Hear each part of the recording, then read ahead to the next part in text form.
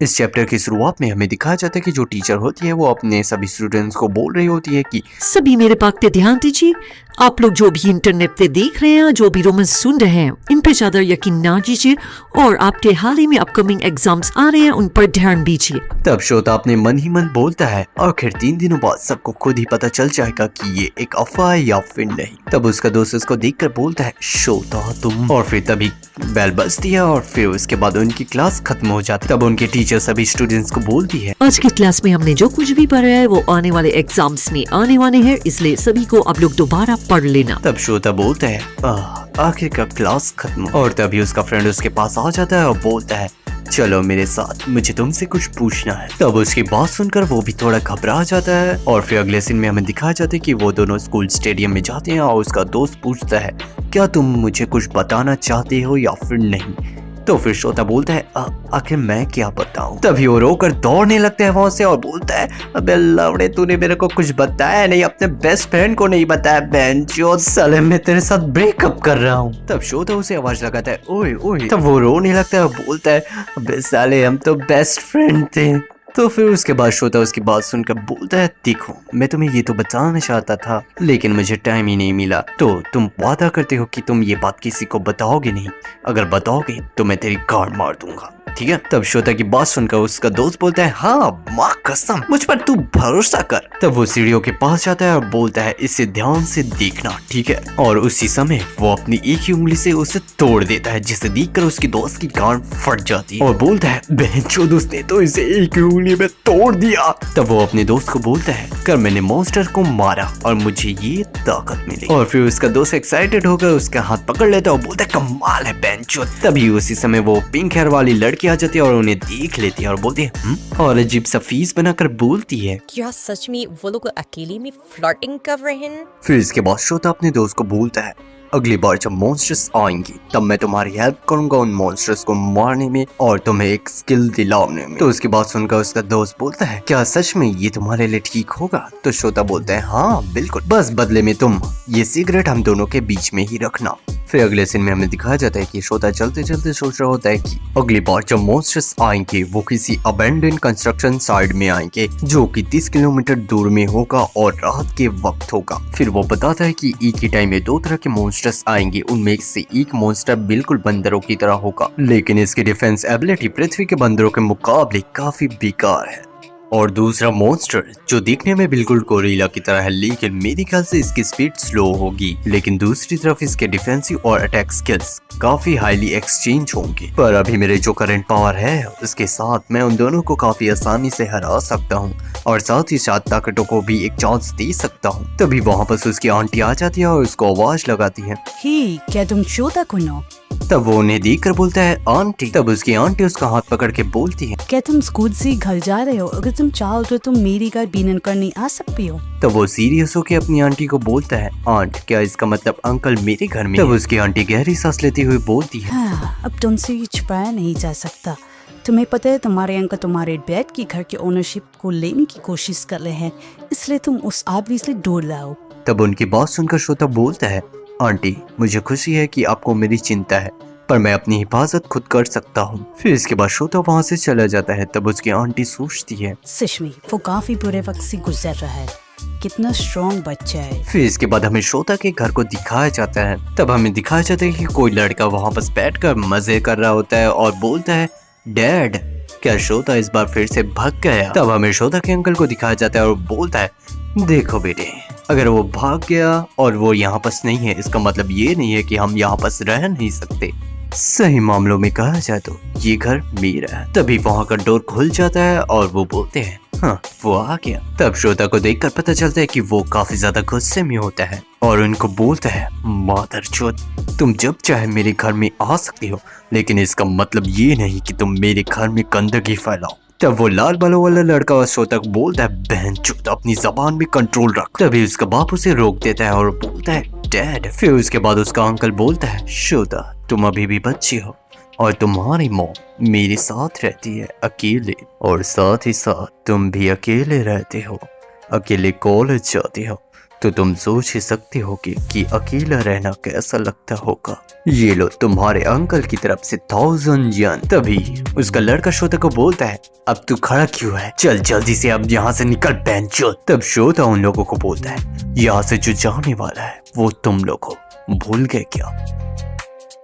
तब उसकी बात सुनकर उसका अंकल काफी ज्यादा गुस्सा हो जाता है और बोलता है, लौड़े ज्यादा बकचोदी मत कर, यहाँ से जो जाएगा वो तू है, समझ गया। और देखो जाए तो इस घर के जितने राइट्स है वो मेरे पास है, इसलिए तुम्हारी जीतने के चांस बिल्कुल भी नहीं है। तब श्रोता उनको बोलता है, जब मेरे माँ और बाप को मदद की जरूरत थी, जब उनका बुरा वक्त चल रहा था, तब तुम लोग कहाँ थे बहनचोद, और जब मेरा बाप हॉस्पिटल में था तब तू कहाँ था बता।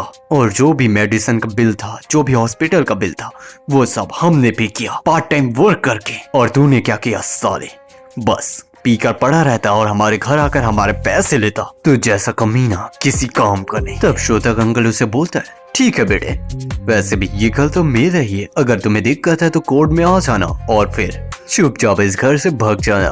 तब उसका लड़का पीछे से बोलता है, वैसे भी देखा जाए तो तू अपने अंकल की प्रॉपर्टी में है और यहाँ पास आकर बदतमीजी कर रहा है, तेरे जैसा आदमी बिल्कुल कुत्ते की तरह है और तेरी मुंह एक गोल्ड डिगर है। तब उसकी बात सुनकर श्रोता काफी ज्यादा गुस्सा हो जाता है और बोलता है, तुम्हारी माई का चूदो। तभी साइड से वो लड़का बोलता है, ओ देखो कुत्ता भौंकने लगा। तब उसका अंकल बोलता है, हाँ, क्या गुस्सा आ रहा है, क्या तू अपने से किसी बड़े को मारेगा। तब पीछे से वो लाल बालों वाला लड़का बोलता है, हाँ हिम्मत है तो आ मेरे से फिर, वैसे भी मैं तेरे को कई बार पीट चुका हूँ। और फिर क्या, ये मादर चौध अंकल, एक ही पंच में उसके अंकल की गांड फट जाती है। तब पीछे से वो लड़का उसको मारने की कोशिश करता है और फिर ये तू भी छू दिए।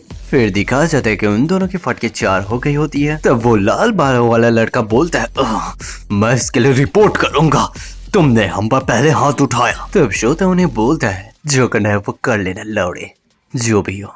अब वैसे भी एबिसल मॉन्स्टर्स की वजह से सब कुछ बदलने वाला है, इसलिए मुझे इन चीजों से कोई प्रॉब्लम नहीं, पर जाने से पहले मैं अपने माँ बाप का बदला जरूर लूंगा। तब हमें दिखाया जाता है कि वो घर को छोड़कर जा रहा होता है और उन लोगों को बोलता है, देखो चुदियो, तुम लोगों के पास बस 3 दिन है, जो करना है वो कर लो। तब उसका अंकल अपने गाल को पकड़ के बोलता है, हाँ, इसका मतलब क्या वो हार मान रहा है। तब वो लाल बालों वाला गुस्से से बोलता है, हाँ, उस चूतिए की इतनी हिम्मत, डैड वो हमारे साथ ऐसा करके चला गया। और फिर इसके बाद अगले सीन में हमें होटल को दिखाया जाता है, जहाँ पर श्रोता जाकर उसके स्टाफ को बोलता है, मुझे 2 रात के लिए किंग रूम चाहिए। तब उस होटल की स्टाफ श्रोता को बोलती है, हे डूड, लगता है तुम यहाँ भाग कर आए हो।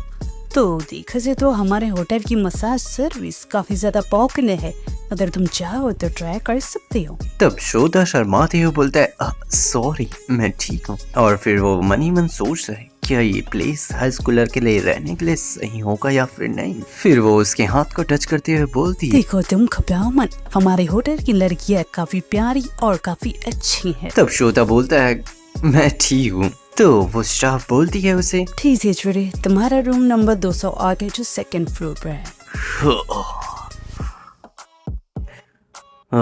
ये अगला रूम वाले कर क्या रहे हैं, मैं और नहीं झेल सकता। इसके बारे में मत सोचो, इसके बारे में मत सोचो, बस मुझे 2 और दिन गुजारने हैं बस। और फिर इसके बाद हमें श्रोता के क्लासमेट को दिखाया जाता है, जो उस होटल में रुकी हुई थी, और वो बोलती है, तभी उसकी साथ वाली लड़की बोलती है, साकुरा समाज, ये हमारे लोकेशन से सबसे नजदीकी जगह है, इसलिए हमें यही रहना होगा अभी। तब वो बोलती है, ये बहुत अजीब है, पर तुम इसके बारे में क्या सोचती हो मियो?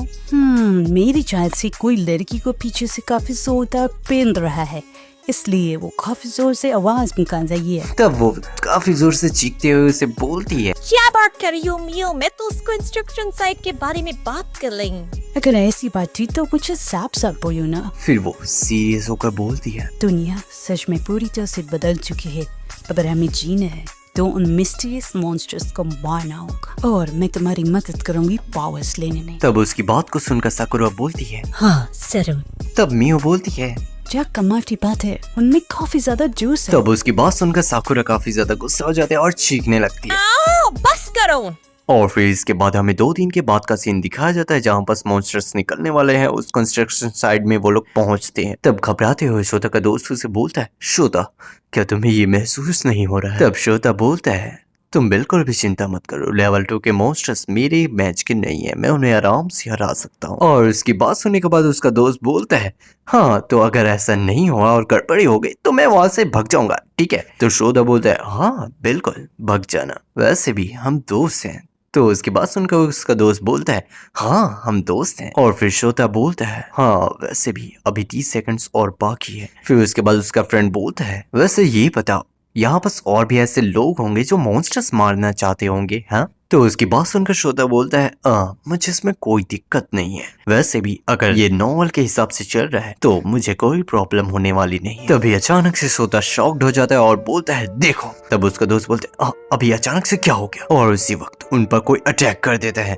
तब श्रोता का दोस्त बोलता है, मुझे ऐसे मत डराया करो। तब हमें दिखाया जाता है कि वहां पास पहुंच जाती है मियो और साकुरा, जिनको देखकर श्रोता का दोस्त बोलता है, ये तो साकुरा है। तब उन लोगों को देखकर श्रोता बोलता है, आखिर ये लोग यहाँ पास ऐसे कैसे आ सकते हैं जबकि उन लोगों ने नॉवल पढ़ा नहीं है।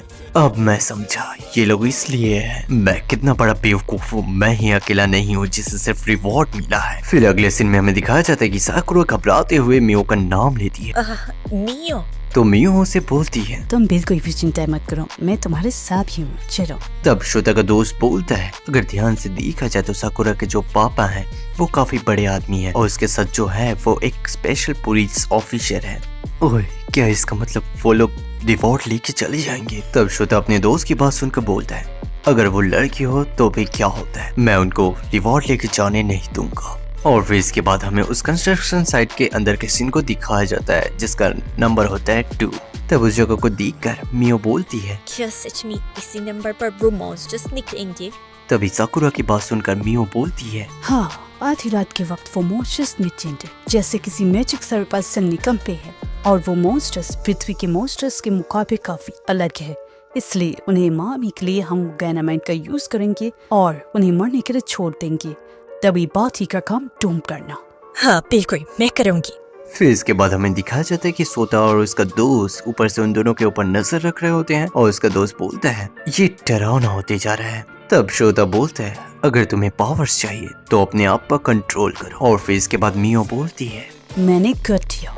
तब श्रोता उन लोगों को देखकर सोचता है, ये लोग मॉन्स्टर्स को मारने के लिए बॉम्ब का यूज कर रहे हैं जो कि मॉन्स्टर्स को बिल्कुल भी इफेक्ट नहीं करेगा स्किल्स के मुताबिक। अगर ऐसा होगा तो सिर्फ यहाँ पास वायलेंस के अलावा और कुछ नहीं होगा। तब देखा जाए तो इसमें दिक्कत की कोई बात नहीं है, उन मॉन्स्टर्स को मुझे ही हराना होगा। फिर इसके बाद अगले सीन में मियो काउंटडाउन शुरू कर देती है, 5, 4, 3, 2, 1, 0। और फिर काउंटडाउन पूरा होते ही वो मैजिक सर्कल ओपन हो जाता है और उस सर्कल से एक खतरनाक सा रेड फॉग दिखाई देता है जिसके अंदर से वो मॉन्स्टर्स बाहर आते हैं। और उन मॉन्स्टर्स को देखकर उनमें से मियो बोलती है, लेकिन वहाँ पर तो मॉन्स्टर। तब उनकी हरकत को देखकर श्रोता बोलता है, छू दिए। और तभी उसी वक्त मियो तुरंत ही डायनामाइट को ब्लास्ट कर देती है। तब ब्लास्ट के बाद मियो बोलती है, साकुरा-sama, उन्हें खत्म कर दो। हाँ पेंगुइन। लेकिन उस मॉन्स्टर को उस ब्लास्ट से बिल्कुल भी फर्क नहीं पड़ता। तब मियो बोलती है, वो घायल है। तब साकुरा तेजी से बोलती है, नहीं, उनमें से एक नीचे गिरा पड़ा है। तभी वो गोरिल्ला मॉन्स्टर उनकी तरफ तेजी से दौड़ता है जिसे देखकर वो दोनों घबरा जाते हैं और उस मॉन्स्टर पर फायरिंग शुरू कर देते हैं। बट फिर भी उस मॉन्स्टर को कुछ नहीं होता। तब मियो चिल्लाते हुए साकुरा को बोलती है, भागो यहाँ से। और फिर वो दोनों वहाँ से भागने लग जाते हैं। तो मेरे प्यारे व्यूअर्स, उम्मीद करता हूँ आप लोगों को मेरा ये वीडियो पसंद आया हो। अगर आप लोगों को मेरा वीडियो पसंद आया तो इस वीडियो को लाइक कीजिए और जितना ज़्यादा से ज़्यादा हो सके अपने दोस्तों तक हमारे वीडियो पहुँचाओ, क्योंकि आप लोगों का सपोर्ट बहुत ज़रूरी है। तो चलिए मिलता हूँ आप लोगों के लिए नए वीडियो में। और जाने से पहले सोलाई में आप सभी लोगों का स्वागत है।